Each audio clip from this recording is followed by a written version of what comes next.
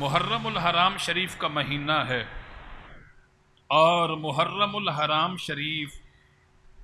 یہ عزت والا مہینہ ہے، حرمت والا مہینہ ہے۔ الحرام کا معنی عزت کے ہے، اور اس کی جو 10 تاریخ ہے یعنی 10 محرم الحرام، یہ ابتدا سے ہی بڑی محترم ہے۔ آپ کہیں گے کہ ابتدا سے ہی بڑی محترم ہے؟ جی میرے دوستو عزیزو، نوجوان ساتھیو، حضرت آدم علیہ السلام کی جلوہ گری ہوئی جمعے کا دن اور محرم الحرام کی 10 تاریخ، حضرت آدم علیہ السلام جنت سے دنیا میں تشریف لائے جمعے کا دن اور محرم الحرام کی 10 تاریخ، حضرت ابراہیم علیہ السلام پر آگ کو گلزار بنا دیا گیا جمعے کا دن اور محرم الحرام کی 10 تاریخ، حضرت موسیٰ علیہ السلام کو فرعون کے لشکر سے نجات ملی جمعے کا دن اور محرم الحرام کی 10 تاریخ، حضرت عیسیٰ علیہ السلام کی ولادت ہوئی جمعے کا دن اور محرم الحرام کی 10 تاریخ۔ اللہ تعالیٰ نے اپنے نبی کے فرزند کی قربانی کے لیے اسی 10 تاریخ کا انتخاب کیا تاکہ امت مصطفیٰ کے لیے اس دن کوئی اہم واقعہ ہو جائے۔ تو یہ محرم الحرام شریف کی جو 10 تاریخ ہے، یہ ابتدا سے ہی بڑی محترم ہے۔ اور دوسری بات کہ جب ہم اولاد نبی کا ذکر خیر پڑھتے ہیں یا اولاد نبی کا ذکر خیر سنتے ہیں، اہل بیت سے ہماری محبت کا جو رشتہ ہے، اہل بیت سے محبت کا جو تعلق ہے، تو اس کی مثال یقیناً نہیں ملتی۔ اور آپ جانتے ہیں کہ خاص کر کے جو بات کرنے لگا ہوں وہ یہ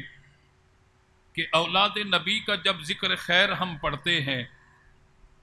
محرم الحرام شریف کے اندر، آج 7 محرم الحرام اور 8 محرم الحرام کی شب ہے، یعنی 8ویں شب ہے۔ اور آپ جانتے ہیں کہ جب نبی کریم علیہ السلام کے گھرانے سے تعلق رکھنے والے یہ عظیم الشان خوبصورت حسین و جمیل ہستیاں جب یہ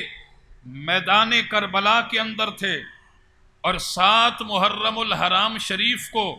اس عظیم اور مقدس گھرانے کے ساتھ یزیدی لشکر اور یزیدی فوج نے کیا سلوک کیا، محترم حضرات وہ سارے واقعات آگے آئیں گے، لیکن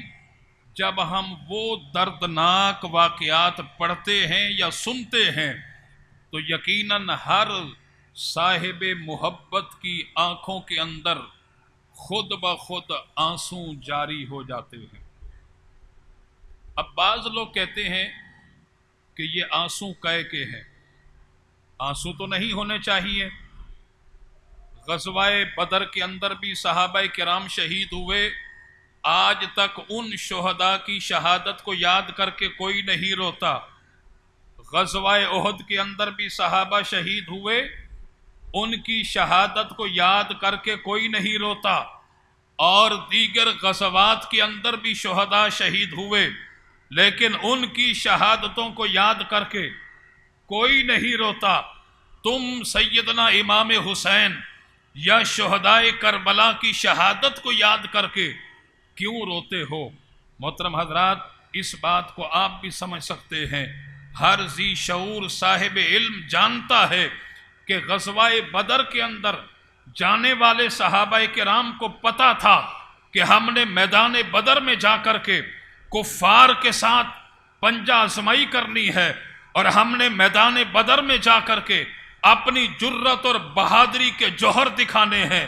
اور میدان بدر میں جا کر کے ہم نے ان کفار کو کاٹ کاٹ کر کے واصل جہنم کرنا ہے، اور ہم نے جام شہادت نوش کرنا ہے۔ وہ صحابہ اس جذبے کو لے کر کے گئے تھے اور انہیں پتا تھا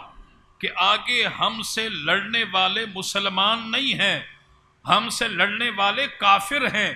غیر مسلم ہیں، وہ اسلام کے دشمن ہیں۔ لہذا یہی وجہ ہے کہ وہ کافر جنہیں اسلحہ جنگی ساز و سامان پر ناز اور فخر تھا، قربان جائیں ان اصحاب رسول پر جنہیں اللہ کی توحید اور نبی کی رسالت پر ناز اور فخر تھا۔ اور یہی وجہ ہے کہ صحابہ کرام کو اللہ کریم نے کامیابیوں سے ہمکنار فرمایا۔ اب اولاد نبی شہدائے کربلا کا ذکر خیر پڑھتے ہیں یا سنتے ہیں تو خود بخود ہماری آنکھوں کے اندر آنسو آ جاتے ہیں۔ ہم جان بوجھ کر نہیں روتے،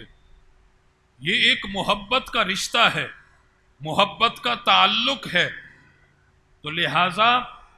اس لیے وہ آنسو آتے ہیں کہ اولاد نبی کو شہید کرنے والے کافر یا غیر مسلم نہیں تھے۔ اولاد نبی کو شہید کرنے والے وہ لوگ تھے جو نبی پاک علیہ الصلوۃ والسلام کا کلمہ پڑھا کرتے تھے اور جو نبی کی شفاعت کا دعویٰ کیا کرتے تھے اور جو غلامی مصطفی کا پٹا اپنے گلے میں ڈالنے کا دعویٰ کیا کرتے تھے۔ جب ان ظالموں نے، ان بدبختوں نے اور دولت کے پجاریوں نے اولاد نبی کے ساتھ یہ سلوک کیا اور اولاد نبی کے ساتھ جو ہے انہوں نے بے دردی کا سلوک کیا، تو یقیناً یہ سارے واقعات مسلمان پڑھتا ہے یا علماء سے سنتا ہے تو اولاد نبی کی محبت کے اندر خود بخود آنکھوں سے آنسو جاری ہو جاتے ہیں۔ یاد رکھیں رونا دو طرح کا ہے، رونا دو طرح کا ہے، ایک رونا بے صبری کا ہے اور ایک رونا صبر کا ہے۔ بے صبری کا رونا منع ہے، اسلام اس کی ہرگز اجازت نہیں دیتا۔ رانوں کو پیٹنا منع ہے، بالوں کو بکھیرنا منع ہے،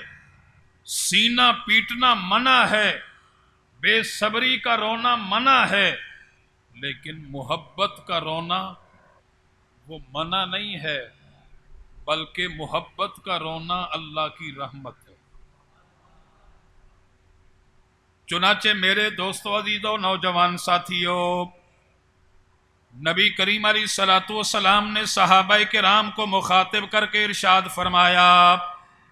اے میرے صحابہ، کسی کے انتقال اور وصال پر رونا نہیں ہے، کسی کے وصال پر رونا نہیں ہے۔ اور جب نبی کریم علیہ الصلوۃ والسلام کے صاحبزادے حضرت ابراہیم کا وصال ہوا تو حضور کی گود میں، جب میرے اور آپ کے پیارے نبی کے صاحبزادے حضرت ابراہیم کا وصال ہوا، آپ کے انتقال کے بعد بے ساختہ میرے اور آپ کے پیارے نبی کی آنکھوں سے آنسو جاری ہو گئے۔ صحابہ کرام نے عرض کی کہ یا رسول اللہ، آپ نے تو منع فرمایا تھا کہ کسی کے انتقال پر رونا نہیں ہے، ہم آپ کی آنکھوں سے آنسو جاری ہوتے ہوئے دیکھ رہے ہیں۔ تو سرکار نے فرمایا کہ میرے صحابہ، یہ بے صبری کا رونا نہیں ہے، یہ رحمت کے آنسو ہیں اور یہ جدائی کے آنسو ہیں، یہ ہمدردی کے آنسو ہیں، کیونکہ جو میری آنکھوں سے جو آنسو نکلے ہیں تو یہ بے ساختہ نکلے ہیں۔ اگرچہ اس طرح خود بخود آنکھوں سے آنسو آ جائیں، یعنی اللہ کے ڈر کی وجہ سے آ جائیں، اللہ کے خوف کی وجہ سے آ جائیں، تو وہ آنسو رحمت کے آنسو ہوتے ہیں۔ فرمایا کہ جہنم کی وہ آگ جسے دنیا بھر کے سمندر نہیں بجھا سکتے، فرمایا کہ رحمت کے آنسو، خوف خدا اور اللہ کے ڈر میں نکلنے والے آنسو کہ چند قطرے جہنم کی آگ کو بجھا کر کے ختم کر دیتے ہیں۔ تو رونے میں فرق ہے، اس لیے ہم اولاد نبی کہ ان واقعات کو جب یاد کرتے ہیں، جب ہم پڑھتے ہیں تو خود بخود ہماری آنکھوں سے آنسو جاری ہو جاتے ہیں۔